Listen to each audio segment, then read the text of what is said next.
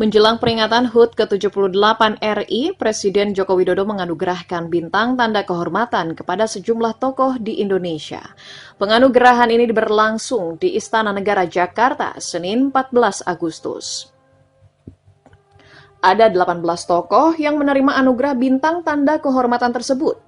Salah satunya adalah Ibu Negara Iriana Joko Widodo yang menerima tanda kehormatan Bintang Republik Indonesia Adi Pradana. Selain itu, tokoh lain yang menerima anugerah bintang tanda kehormatan tersebut antara lain istri Wakil Presiden Ma'ruf Amin, Wuri Estu Handayani, yang menerima bintang Mahaputra Adi Pradana.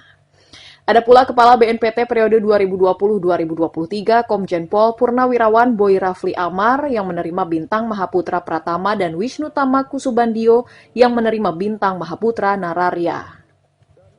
Jokowi mengatakan pemberian anugerah bintang tanda kehormatan tersebut berdasarkan pertimbangan dari Dewan Gelar dan Tanda Kehormatan.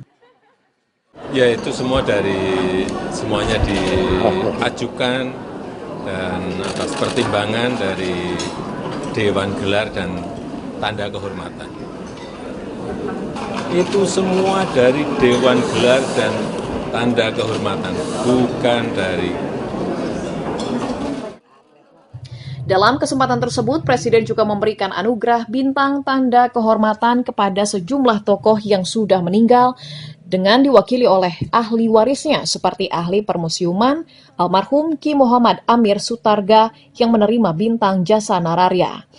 Dan anugerah bintang budaya Paramadharma yang diberikan kepada budayawan almarhum Cokorde Gede Agung Sukowati serta seniman kebudayaan almarhum Kanjeng Gusti Pangeran Harya Joyo Kusumo. Almarhum Dr. Andes Ki Muhammad Amir Sutarga. Dari Jakarta, Yogi Rahman Asfar Muhammad, Kantor Berita Antara mewartakan.